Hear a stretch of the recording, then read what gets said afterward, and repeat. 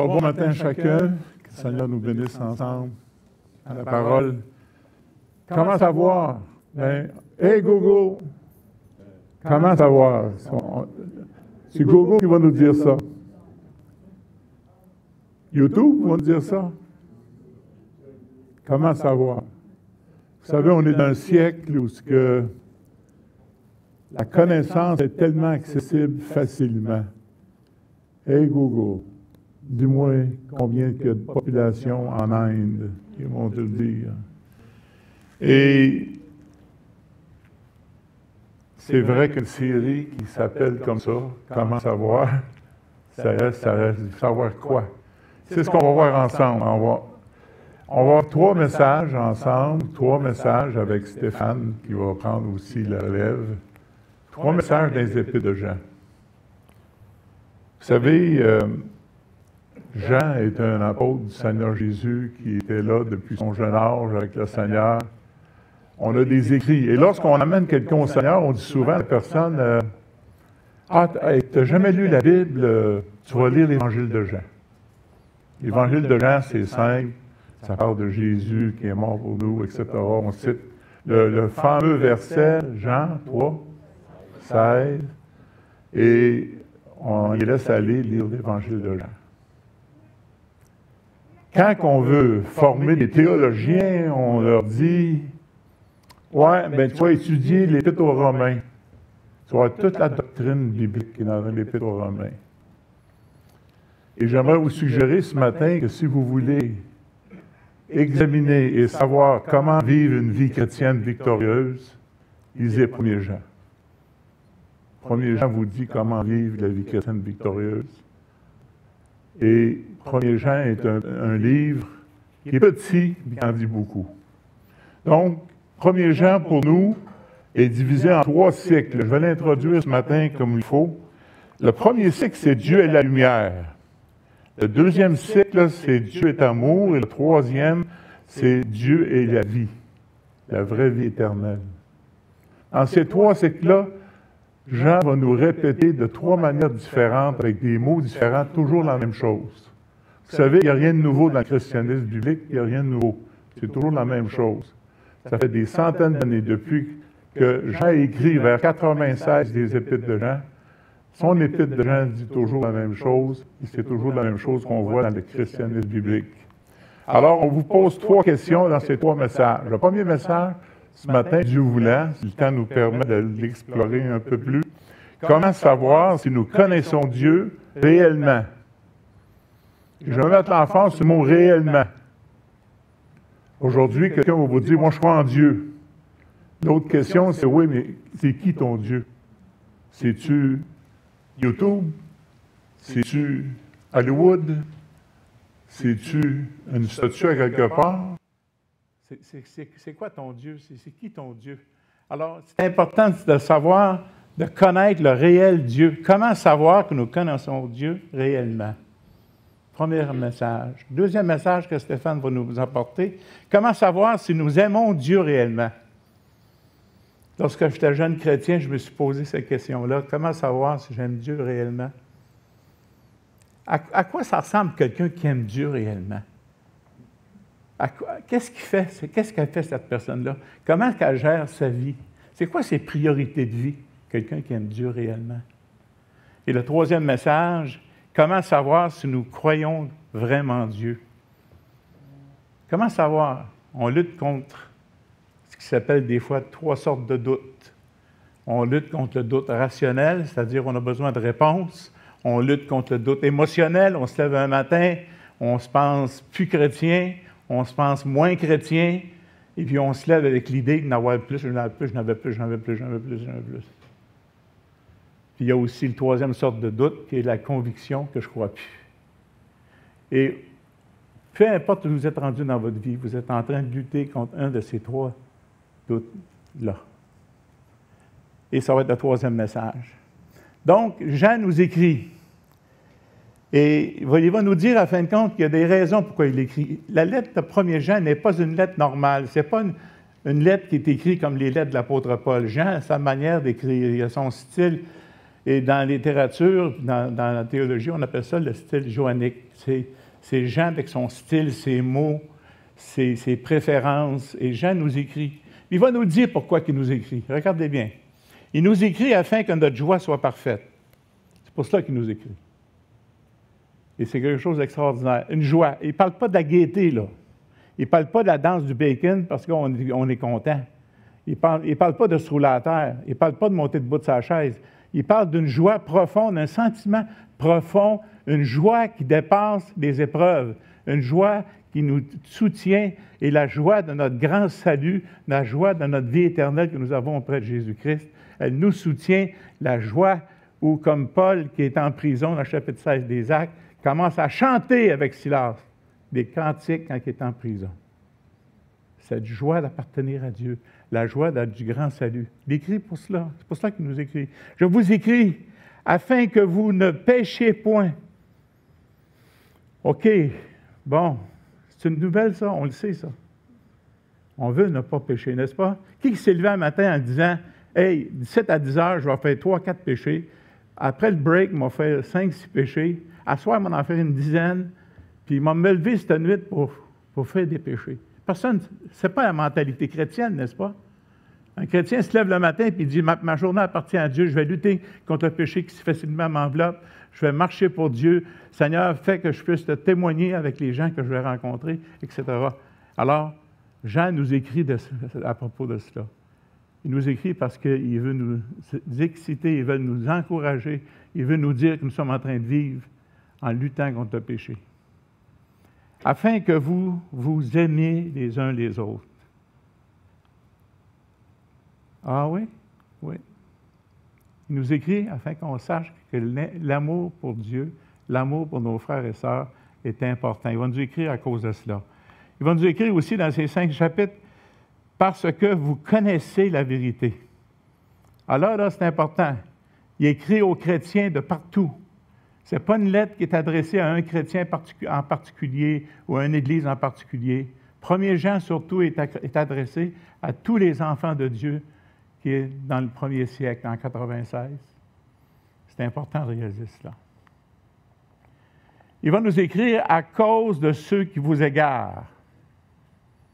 Parce que dans le temps de Jean, il y a un petit monsieur qui s'appelle Cérène, puis lui, ce monsieur-là, c'est un gnostique, puis lui, il croit que Jésus, là, il n'est pas vraiment Dieu.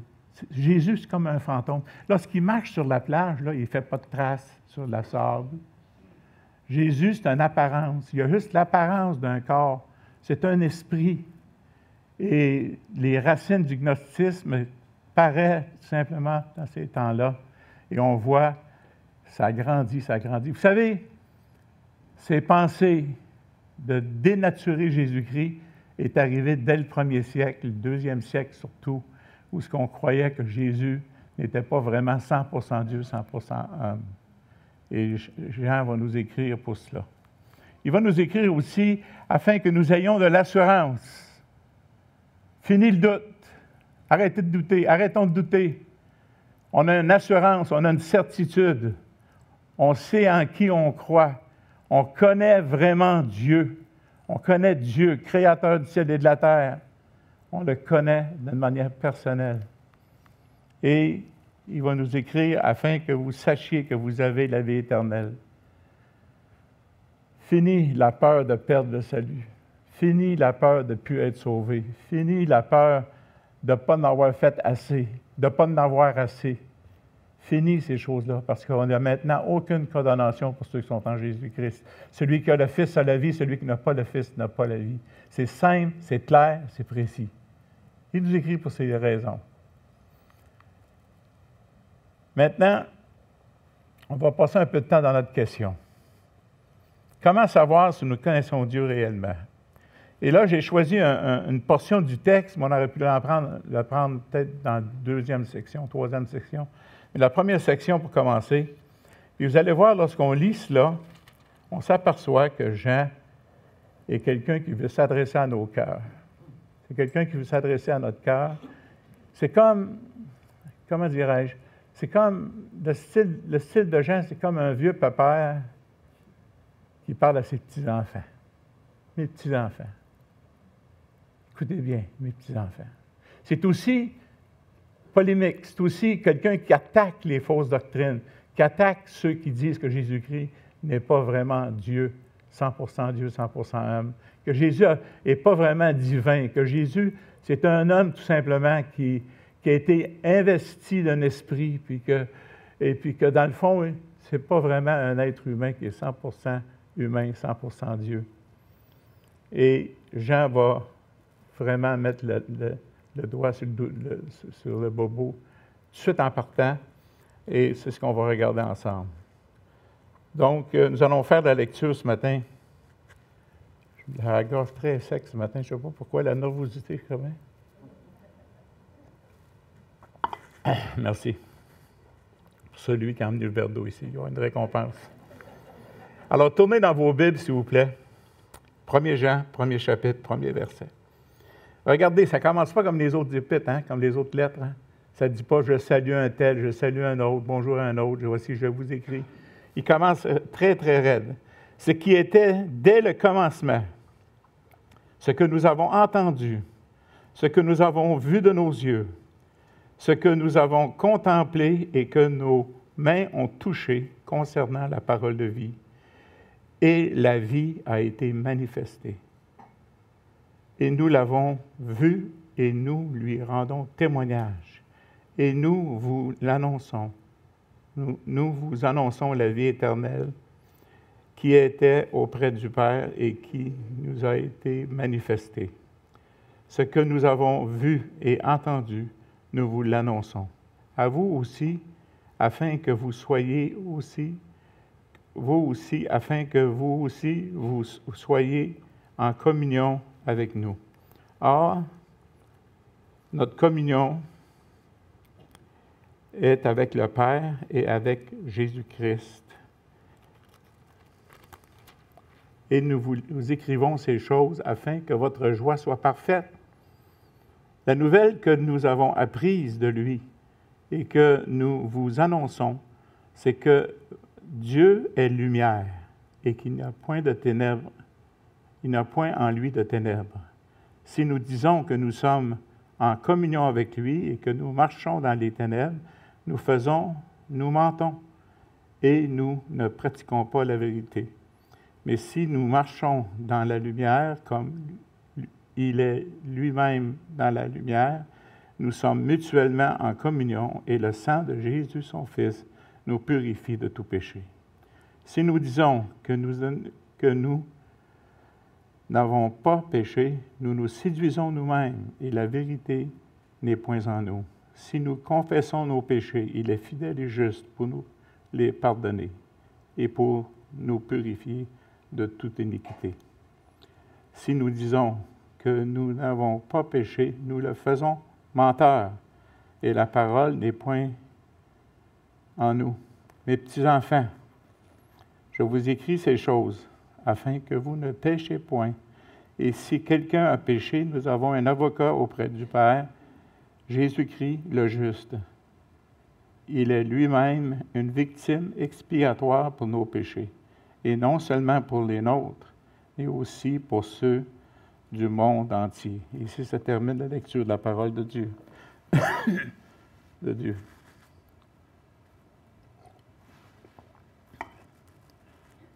Donc, comment savoir vraiment si je connais Dieu? Et Jean va y aller de 4 tests. Il y a 4 tests qu'il va nous donner. Les 2 qu'on va voir ce matin, c'est qu'est-ce que vous dites de Jésus-Christ? Que dites-vous de Jésus-Christ? C'est qui Jésus-Christ pour vous? Et que dites-vous du péché? Comment est-ce que vous faites face au péché? Comment vous décrivez le péché? C'est quoi pour vous le péché? Et il faut savoir que ces 2 tests-là nous amènent à réfléchir ensemble sur cette grande question, qui est vraiment Jésus-Christ?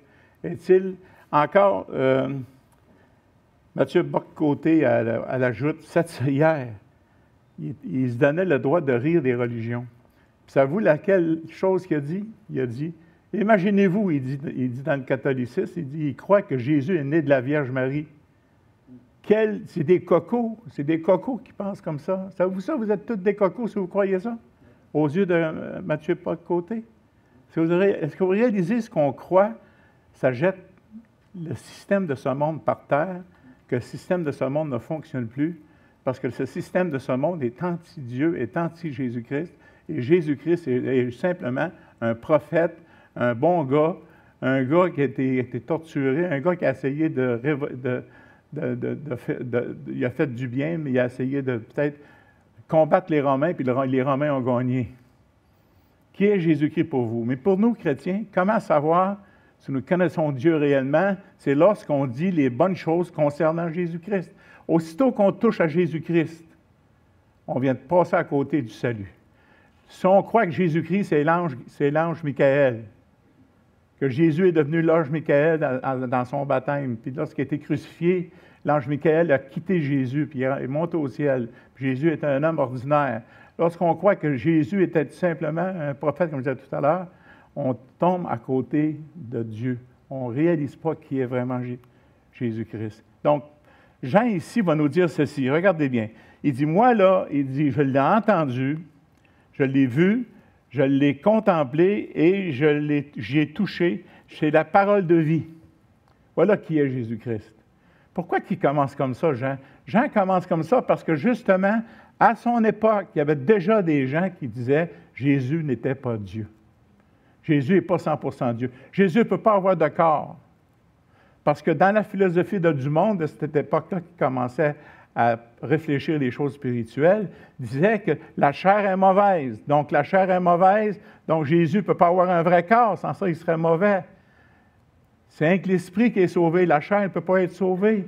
Donc, il y avait deux idéologies qui circulaient. C'était celle qui disait « Fais ce que tu veux avec ton corps, c'est pas grave, vu que ton corps est là pour être détruit, mais ton esprit, garde-le pour Dieu. » Donc, on divisait l'être humain en deux, on divisait Jésus-Christ en deux, et on disait Jésus-Christ n'est pas 100% Dieu, 100% homme. Et Jean va commencer à dire, écoutez, moi, là, je l'ai vu, je l'ai entendu, puis je l'ai touché. Ce n'est pas un fantôme que j'ai touché. Ce n'est pas quelqu'un, lorsqu'il marchait, ne laissait pas de traces sur la plage. C'est quelqu'un qui était vraiment 100% Dieu, 100% homme. Peut-être que je prêche à des gens convaincus ce matin, mais sachez que lorsque vous présentez Jésus-Christ, vous présentez Dieu lui-même, incarné, né de la Vierge Marie, qui a marché sur cette terre, qui est venu apporter la bonne nouvelle, qui est venu mourir pour nous, qui a porté nos péchés. Il faut réaliser tout cela. Donc, il est la parole de vie. C'est une personne à présenter. Ce n'est pas un système religieux. On ne dit pas, lorsqu'on présente l'Évangile, « Hey, venez ici, embarquez avec nous à 225 Lupiens. Nous, on a toute la vérité, on sait tout, on fait tout, on est vraiment de Dieu. Si tu viens dans notre groupe, tu vas être sauvé. Si tu vas dans un autre groupe, tu ne seras pas sauvé. » Ce n'est pas ça le message de l'Évangile. Le message de l'Évangile, c'est une personne qu'on présente. Ce n'est pas un système religieux tricoté par les hommes. Ce n'est pas une manière de faire pour gagner votre ciel qu'on présente. On présente une personne qui est Jésus-Christ. Point final. Et c'est ça qu'il faut présenter. Jésus-Christ. On peut parler de char, on peut parler d'autobus, on peut parler de politique. Et c'est bon. On peut en parler. Mais ça, on va vous dire, là, je suis assis avec les gars que je suis en train de témoigner. Si je parle de Jésus, ça change de ton. On ne veut pas parler de Jésus. On le ridiculise, on le met en boîte, on ne veut rien savoir de lui. Mais on peut parler de n'importe quoi excepté de Jésus. Donc, c'est une personne à présenter. Et Jean, c'est ce qu'il nous dit. Jean, il dit, Jésus, c'est une personne, une vraie personne. Ce n'est pas un fantôme, ce n'est pas quelqu'un qui n'est pas 100% Dieu, 100% homme. Il est vraiment une personne à présenter. Et laissez-moi vous dire quelque chose. Si vous présentez une dénomination, si vous présentez une religion, il y a toujours quelque chose de pas correct dedans. Il y a toujours quelque chose qui a une faille à quelque part. Il y a de quoi qui ne fonctionne pas dans cette école de pensée. Et lorsque vous présentez Jésus-Christ, vous ne vous trompez pas. Lorsque vous présentez Jésus-Christ, il n'y a pas de défaut, il n'y a pas de tâche, il n'y a pas rien, il n'y a pas d'histoire cachée que vous allez découvrir avec le temps. Jésus-Christ est vraiment Dieu fait homme, l'homme parfait de Dieu et le Dieu parfait de l'homme. C'est aussi un fait historique à proclamer. Jean nous dit ici, lorsqu'on parle de Jésus, ce n'est pas l'invention de théologiens au 14e siècle ou au 5e siècle qui ont décidé à un moment donné de dire « Hey, on va partir une religion qui s'appelle chrétien. Puis on va faire ça comme ça, puis on va faire ça comme ça, puis on va embarquer tout le monde dans ça. » C'est pas ça. C'est un fait historique. L'incarnation de Jésus-Christ est un fait historique. Joseph Flavius qui en parle, qui dit que Jésus, qui a vécu sur cette terre, a marché, qui a fait des miracles, qui a fait des choses extraordinaires. Et plusieurs écrits, non, même pas qu'on ne trouve pas dans la Bible, d'autres écrits qu'on trouve ailleurs que dans la Bible, parlent de Jésus. Jésus a vraiment existé, c'est un personnage historique, mes amis. Ce n'est pas une invention des théologiens, ce n'est pas une invention du monde qui voulait contrôler d'autres mondes. C'est vraiment une proclamation historique. Jésus est venu sur cette terre. Il a marché sur cette terre. Et c'est l'accomplissement de la parole de Dieu. Un message à présenter, à personnaliser. Vous savez, les systèmes disent, nous autres, on s'en va tous à la bonne place, mais la parole de Dieu présente une personne, il présente un fait historique, puis il présente un message personnalisé. C'est que chacun doit accepter pour lui-même. Nos enfants doivent accepter le Seigneur. Nos parents doivent accepter le Seigneur. Nos frères, nos sœurs, selon la chair, doivent accepter le Seigneur. C'est personnalisé. Chacun de nous, nous devons faire face à ce que Dieu nous dit en ce qui concerne le salut, en ce qui concerne Jésus-Christ. On y croit ou on n'y croit pas. Alors, c'est un message à personnaliser. Quatrièmement, c'est une communion à propager. Et pour Jean, le mot communion veut dire vie éternelle. Communion ne veut pas dire aller manger un Big Mac au McDonald's ensemble puis avoir de la communion fraternelle ensemble. Communion, pour Jean, veut dire on est en quelque chose en commun avec le Père et on est avec le Fils. Le Fils habite en nous entièrement, 100%. Nous avons à marcher en nouveauté de vie.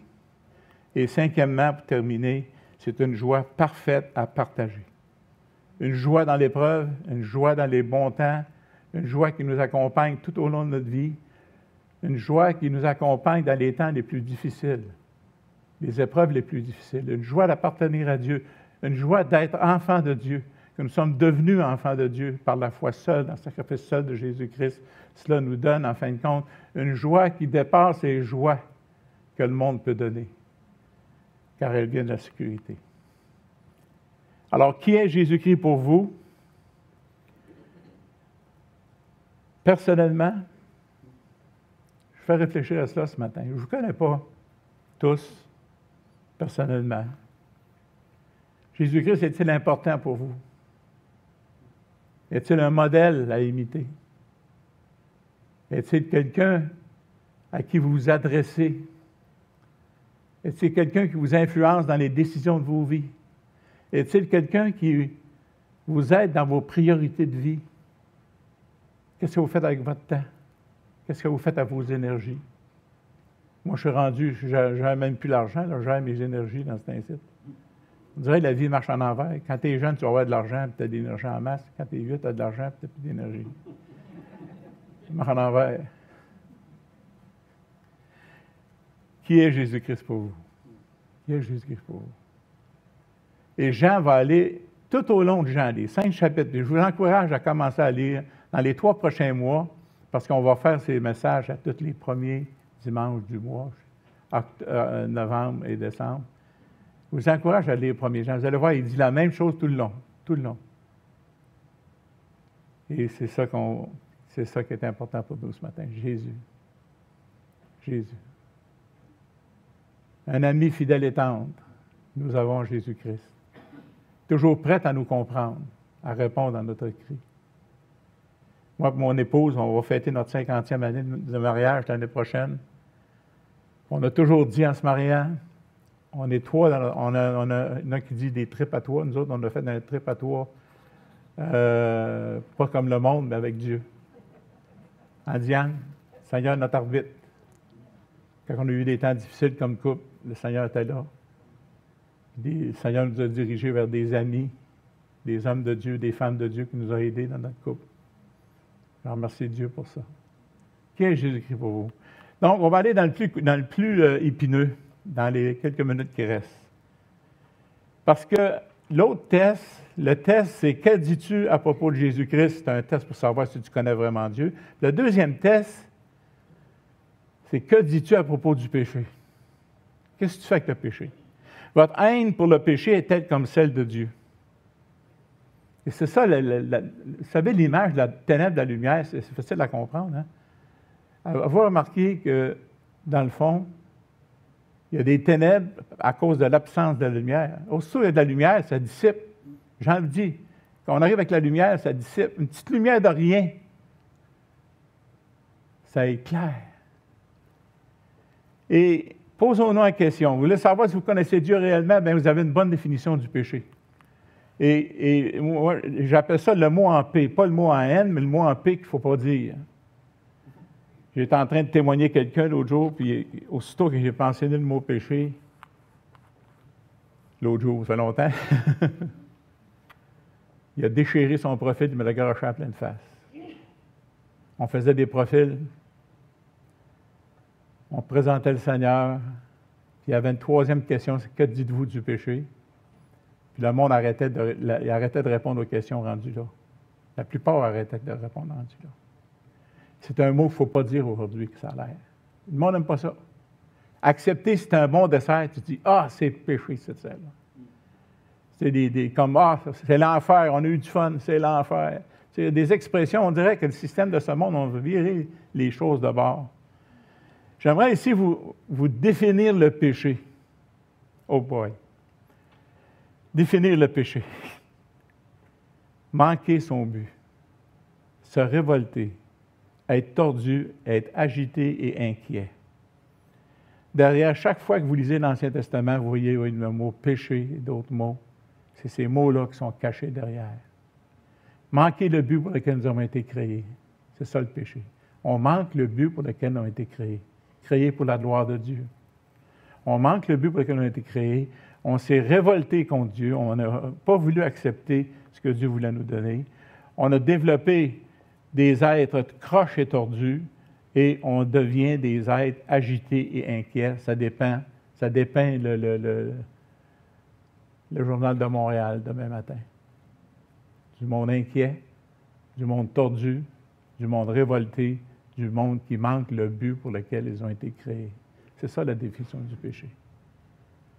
Que le Seigneur nous aide vraiment à haïr le péché comme Dieu haït le péché. Puis le mot est tellement laudé de toutes sortes d'expressions qu'aujourd'hui il ne veut plus rien dire. Mais pour nous, chrétiens, nous savons qu'est-ce qu'est le péché. C'est grave.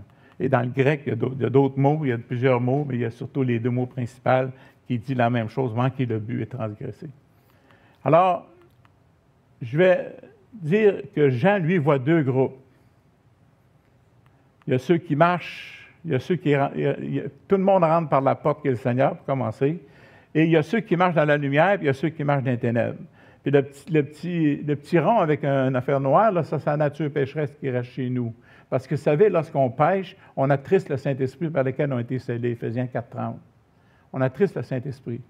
Et là, notre but, en fin de compte, c'est de marcher dans la lumière et de dire, moi, là, il n'y a pas question que je marche dans les ténèbres, je suis dans la lumière. C'est ma position.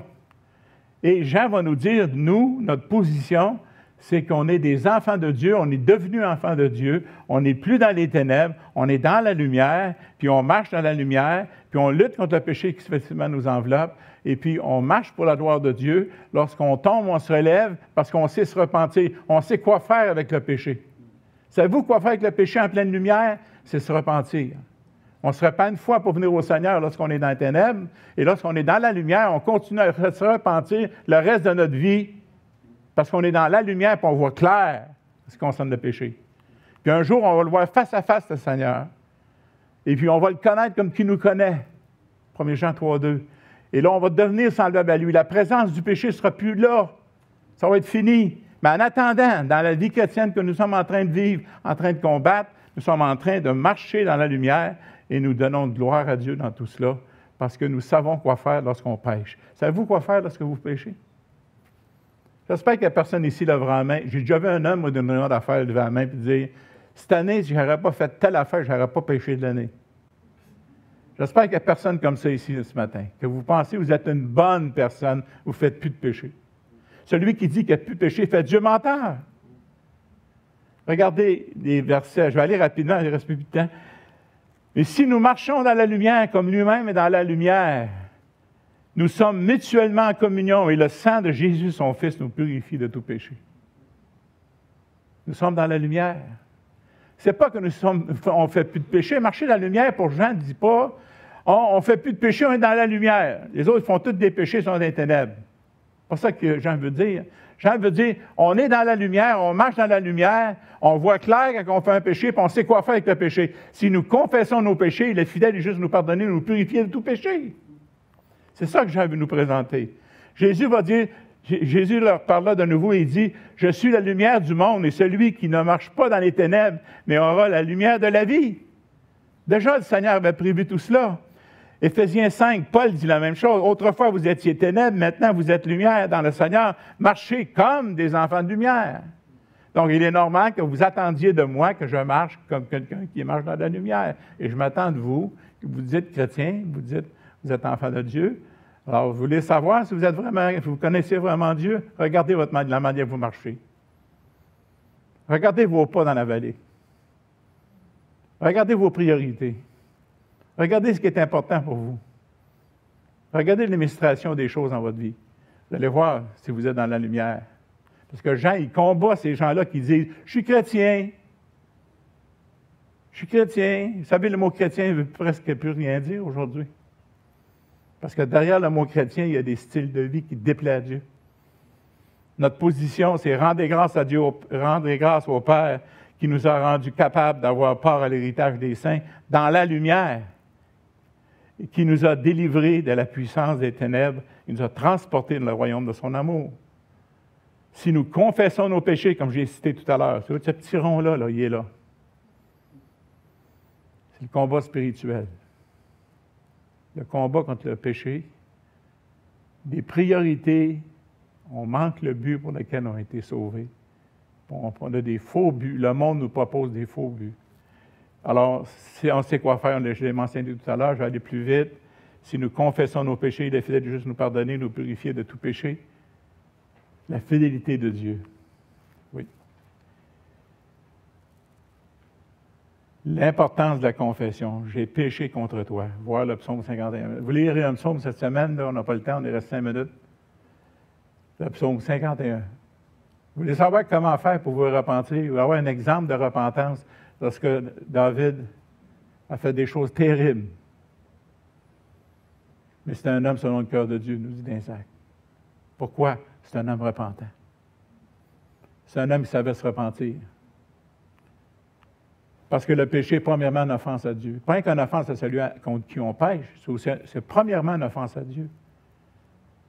Je t'ai fait connaître mon péché, je n'ai pas caché mon iniquité, et j'avouerai mes transgressions à l'Éternel. Quiconque est né de Dieu ne pratique pas le péché.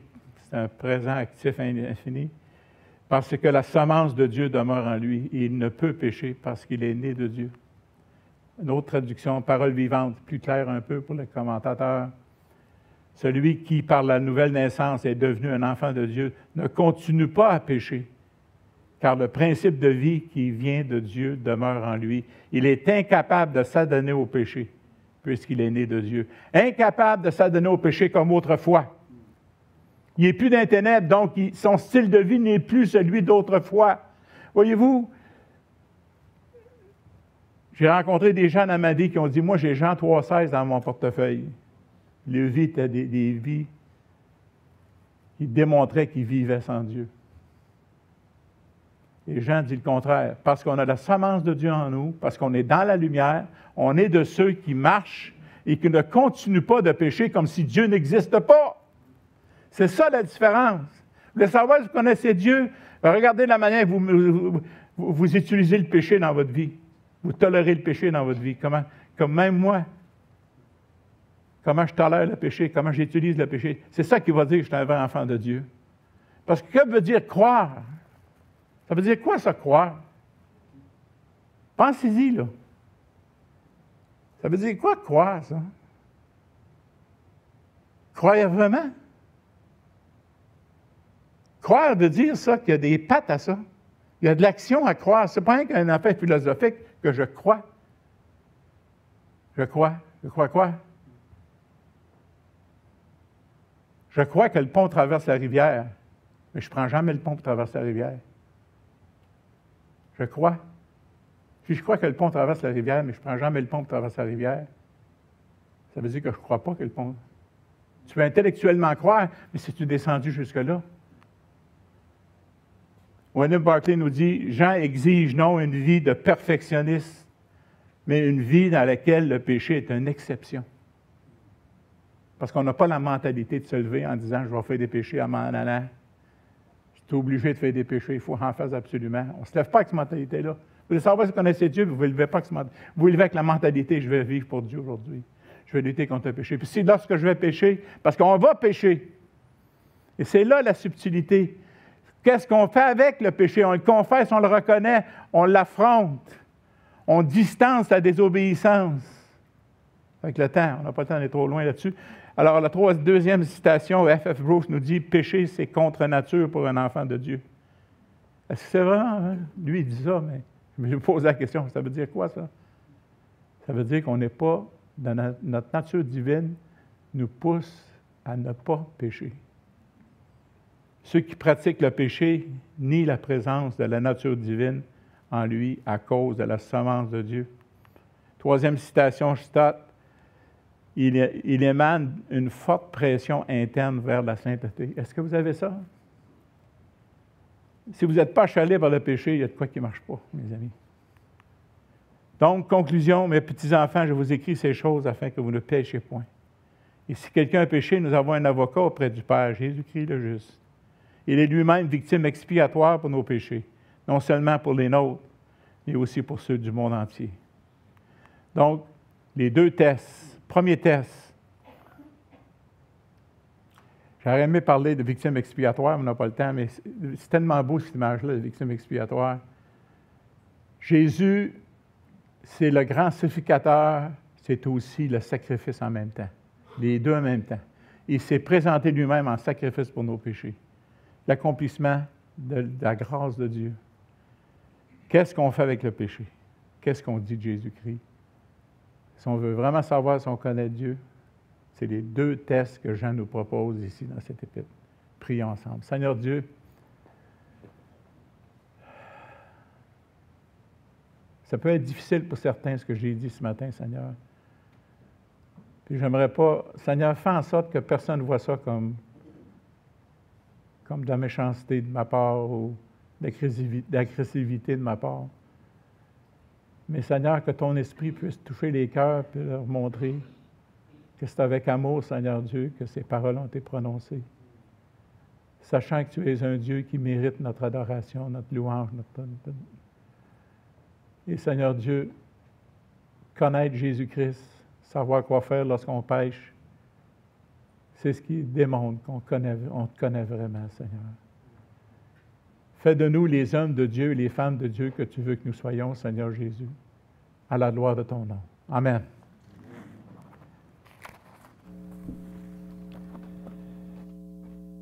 Merci, Michel. On peut se lever, on va glorifier notre Dieu.